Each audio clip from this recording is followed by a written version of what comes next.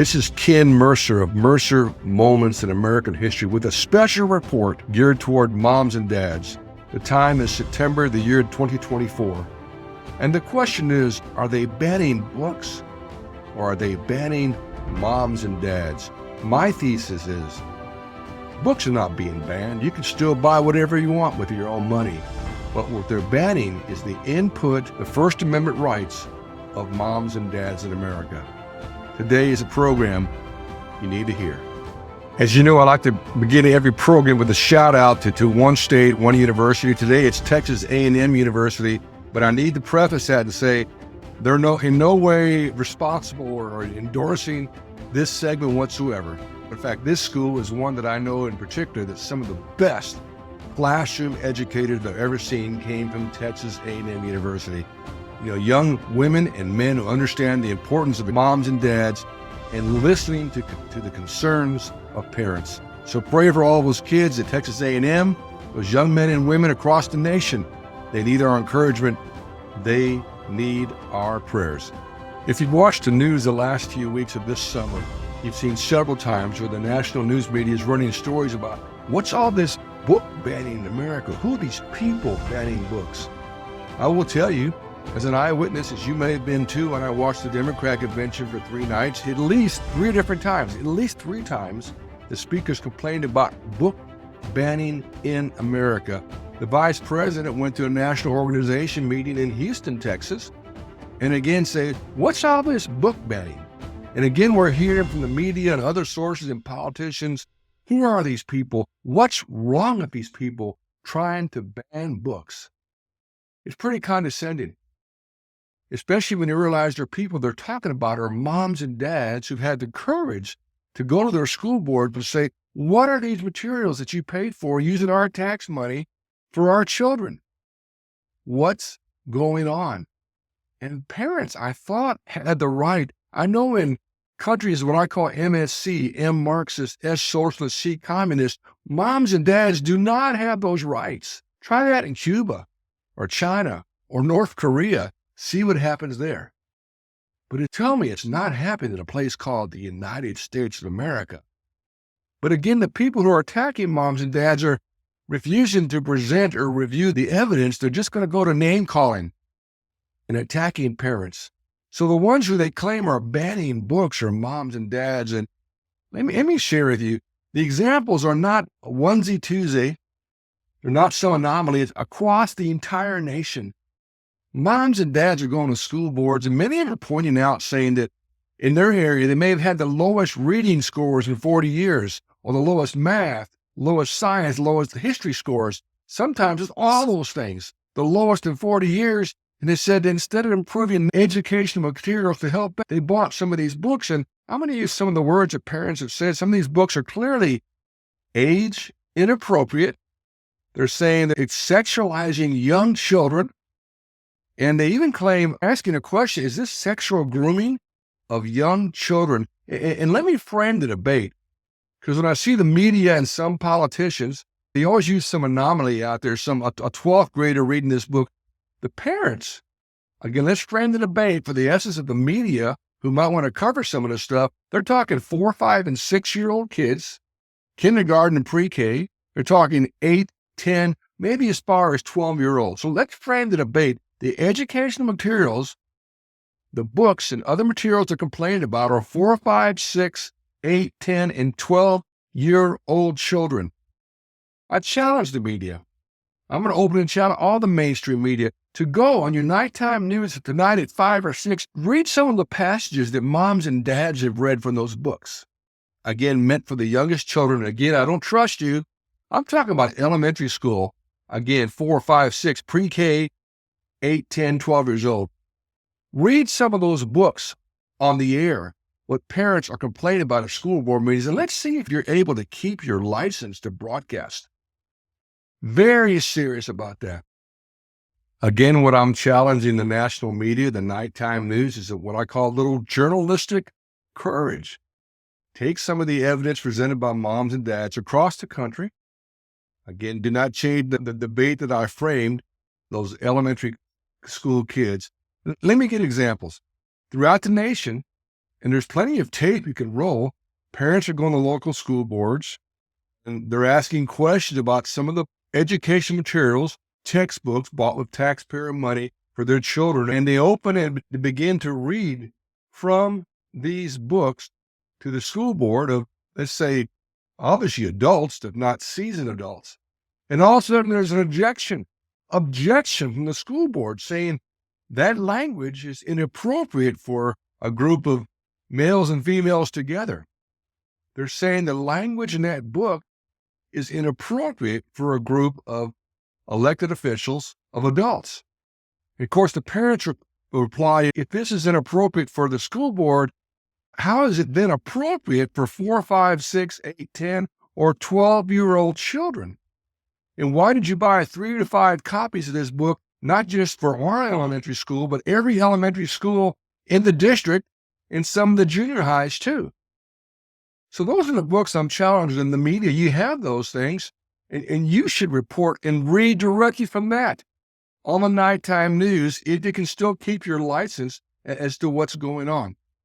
Instead of attacking moms and dads, but it's a common tactic. Instead of answering the question, you just attack, how do they say? Attack the messenger. And parents have been escorted out of the school board meetings. Some have been arrested for daring to read these books. One school board in Virginia is now actually muting the microphones. How about that? So when parents come to speak, nobody can hear you, so it won't be on the internet. I guess the thought if they can't hear you, it never happened. But that's clearly a violation of your First Amendment right. You have the right to freedom of speech, to a peaceful protest and peaceful petition.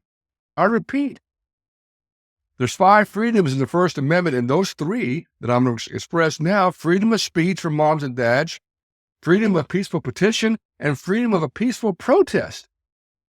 But you're being denied that, and then you're being attacked by some of the national education groups, attacked by many politicians, and they're getting quotes from politicians instead of interviewing the moms and dads. Isn't that interesting? The news media is quoting politicians instead of going to the moms and dads who were there, oftentimes who were arrested. Again, if the reading from that book is inappropriate for a bunch of seasoned adults on a school board, how is that same book appropriate for 4 or 5 pre-K students, year-olds, 6, 8, 10, 12-year-old students? How is that still appropriate? And who decided to spend all that money to buy all those books? Obviously, I'm at bat for moms and dads. God bless those parents who are literally standing in the gap. It can't be easy to go before a school board where there's cameras and all these powerful elected officials and principals or superintendents there. And when they have their armed guards around there, again, books are not being banned. That is a lie. The truth is they're banning parents. But how bad has it gotten? I have a letter here from one national group that petitioned the President of the United States complaining about parents coming to board meetings where they call parents, are you ready for this? Moms and dads, domestic terrorists. And when parents are complaining about some of the sexualization or the sexual grooming of kids from these books, they're calling it hate language, hate speech. A national organization goes to the President of the United States and asks him to help collaborate. Oh, there's that word, collaborate with the FBI and other federal agencies to come to the school board meetings throughout the nation and arrest these parents who were dare complain. And I guess collaboration, again, applies to our national media. Again, they're interviewing politicians. They're not talking to these moms and dads who are asked to leave meetings or oftentimes arrested, and they won't dare repeat on the air the language of those books. Again, let's frame the debate. I hate to keep repeating myself, but I know what happens when the opposition comes back. They change the script. They change it. The debate is books meant for kids who are pre-K, elementary, books meant for them. The parents have brought evidence and read the books and been shut down and escorted out and or arrested. But I know how the other side likes to flip the script. When I see the attacks from national news media, the attacks from political groups, the attacks in powerful education organizations and their lobbyists. And a typical tactic I've seen forever in my experience, they don't answer the question of the moms and dads. Why? They just attack the moms and dads as being book banners. And as I said earlier, to the point where they're calling them domestic terrorists and using hate speech, hate language. This is so sad. This should never happen in a place called the United States of America. Clearly, they're not banning books. They're banning moms and dads. They're banning moms and dads and their right to stand up for their precious sons and daughters. And I want to stress something else. 95% of our classroom educators are the best people in the whole world. So I hate this game. Oh, you're against the classroom educator. No. In fact, I'm telling the classroom educators, we believe in you. Those women and men love kids, love education, but the problem is you've got the wrong people on top. You've got to get in there and vote on your unions and other groups. You got the wrong people leading you. We need people like the average classroom educator who understands working with moms and dads, understands that these are not your children, they're the children of the parents. Let me share some personal remarks. I was blessed to be elected to the Texas House of Representatives, and I served in the Committee of Higher Education. And then I served 14 years in our Texas State Board of Education, working with curriculum and standards and funding, etc. And I've always been known as a person who championed the rights of moms and dads. In some of the attitude toward what I call the education elite or the educrats, again, not the classroom educator, but the people on the highest levels, their thoughts and treatments of moms and dads was just, it was wrong. In my area, in Texas, where I serve, we had 5.5 million public school kids. We had more kids in public school than some states have total population. We have over 1,200 school districts and almost 9,000 campuses for schools. So when a parent had a concern, the parent would go to their local school, then their local school board, and drive to the state capital of Austin to share that concern. Now, if you're in Harrisburg, Pennsylvania, Columbus, Ohio, Baton Rouge, Louisiana, you understand. You go to your state capital and talk to your state board with your concern. And the parents, God bless them, they would sacrifice so much. They would take off probably 1 or 2 days of personal leave from work. In my state, they might drive 6 to 8 hours each way to the state capital to share their concern, their grievance. Again, your own time off of work, your own gas money, your own food, you pay for your own parking, everything else. It's all on your own. And you go to the state capitol before your state board, and you wait all day, beginning at 8 o'clock in the morning, until they finally call your name, that you can give your 3-minute talk. You're allowed 3 minutes usually to share your concern, your issue. And you get up as a mom or dad, and you're in front of all these cameras, or usually there's TV cameras there. You're live on the internet and before all these seasoned politicians. But you're there because you're fighting for your kids and you have a concern you want to share. And again, you've gone to your local school, you've gone to your school board, and now you're coming to the state board. But as you begin to talk, suddenly you're interrupted. Oh, excuse me, sir, do you have a degree in education? What kind of question is that? Well, no, I don't. Well, you're a parent, right? As a parent, have you ever taught in a classroom before? And you might respond, well, maybe just in Sunday school or catechism, but no. What kind of condescending questions is that? You don't treat people that way, especially parents who sacrifice so much, but I've seen it. You know, parents ask me, Mr. Mercer, who are we up against? Well, I have to be honest. Your opposition is what I call millionaire lobbyists in $2,000 cowboy boots. I know this is a Southern expression, but millionaire lobbyists who live in the capital. Again, whether it be Harrisburg or Columbus or Baton Rouge or Tallahassee or Austin, they live there. And they get paid to sit at that meeting all day, and they get reimbursed their mileage and their meals and their parking, all that's done, and you as a parent get none of that. That's who your opposition is. In fact, I would tell you as an elected official, usually the sheets will tell us. They'll say, is he a lobbyist, yes or no? Now, the reason for that is if you're a lobbyist, we know you may have a certain agenda or slant. But we know if you're your parent up there. But to get a mom or dad who's sacrificed so much, and I know my opposition hates this word, this is your customer. Moms and dads are your customers, and some of the radical highest levels of education freak out. Mr. Mercer, and they had this soundbite. Mr. Mercer, you must believe that children are a commodity to be bought and sold. What is wrong with you people? What kind of soundbite is that? These parents, this is your customer. Let me give you an example. Let's say you bought a brand new car, wow. But the car started acting up, and you took the car back to your dealership. The manager comes out, looks you in the eye and says, excuse me, do you have a degree in auto mechanical engineering? Well, no. Sure, have you ever managed an auto repair shop before?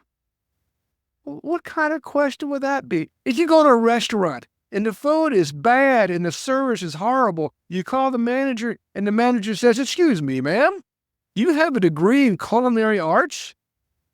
Have you ever managed a restaurant before? They would never ask that question. Of course not. Because if you treated a customer that way in the real world, I'm challenging the education elite. If you treat a customer in the real world, there'd be 3 words on the front page of your website, 3 words in your front door.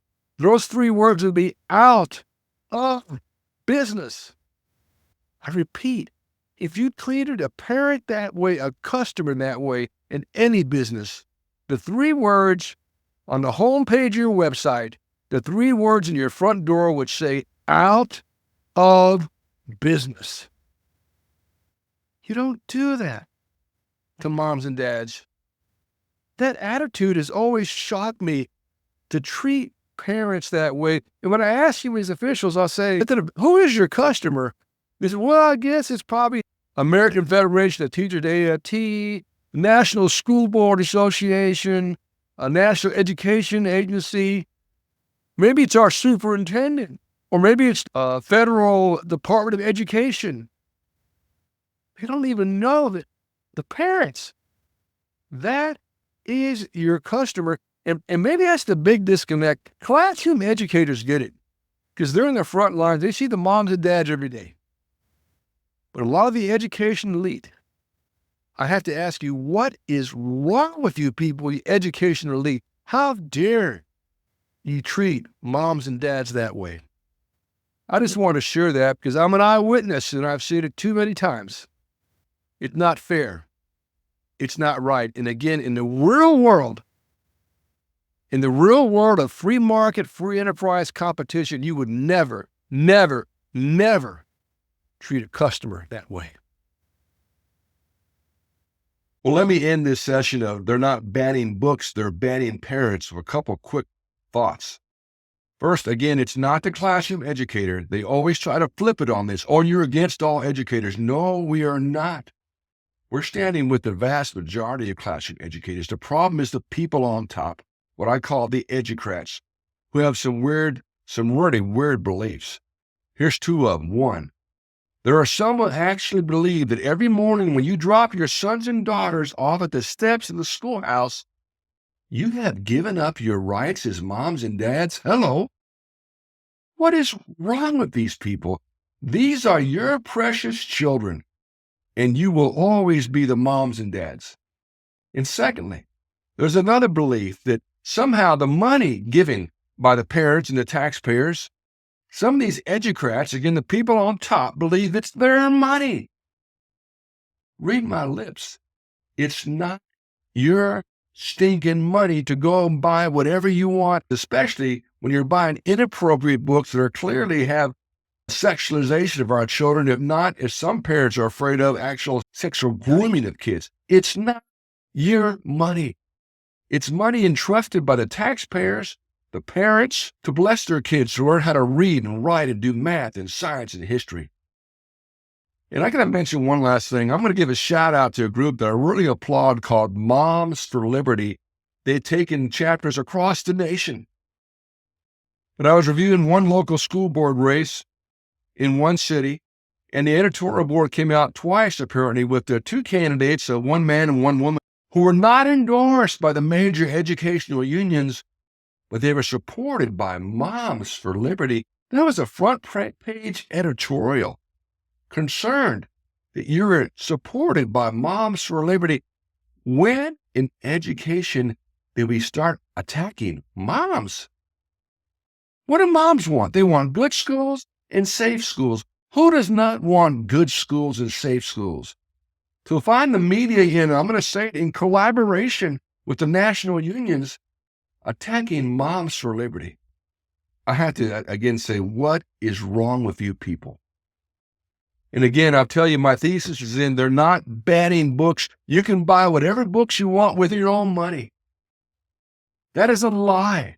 And again, the media and the national media is in collaboration with that. They keep on repeating that lie. And I'm sorry to say, it reminds me of Nazi Germany. They had the National Socialist Teachers Union. That's what they're called in Germany, in collaboration with the national media, and keep telling these lies. How dare you attack moms and dads who had the courage to go forth before boards? No, because you're not banning books. You're banning moms and dads. You're trying to intimidate parents who want to stand up for their children, for their precious sons and daughters. You're not banning books. You're banning parents and national media. Shame on you. You're in collaboration with this. Again, if you had the real courage, you would take the top 5 books meant for 4, 5, 6, 8, 10-year-old children that parents have documented. You have it on film, and read those books as the nighttime news and see how long you're allowed to even stay on the news. I always end every session quickly with 2 things. If you enjoyed today's session, you found it informative, please hit the like and subscribe button. Our sponsors, supporters, let them know that Mercer Moments in American History is making a difference. And today's shout out was the kids from Texas at Texas A&M University, a great university, which I would say has put out some of the best classroom educators in Texas and in America. Pray for those kids. Pray for the moms and dads. Again, it cannot be easy going before the cameras and the recordings of a bunch of polished politicians, school board members, and present evidence in front of them when they can be very condescending and attacking you for being a parent and trying to stop you from presenting evidence of books they bought. God bless those moms and dads who've had the courage to stand up for your sons and daughters. And I want to say another prayer for teachers, for classroom educators. Again, 95% of the classroom educators understand what's right. But sadly, every year, thousands of educators are leaving the classroom because they're fed up with the agenda of the national unions. They're fed up with the agenda of the leaders, which is clearly anti-parent. God bless our teachers. And again, we're losing thousands every year who are leaving it because they cannot support, cannot teach the agenda of the radicals of leadership. Pray for them. And I always close, I really believe at this time, as in every time in America, our strength has always been our faith and values coupled with our worship. If you're a parent, I hope you're being supported by a strong church who's with you in the faith and values and the worship, supporting and praying for you for having that courage. The strength of America has always been our faith and values, and every time our country was going down the wrong road, our faith and values brought us back. And let me close with this. Please never forget that in a place called the United States of America, in God, we still trust. Thank you. God bless your children, and may God bless you.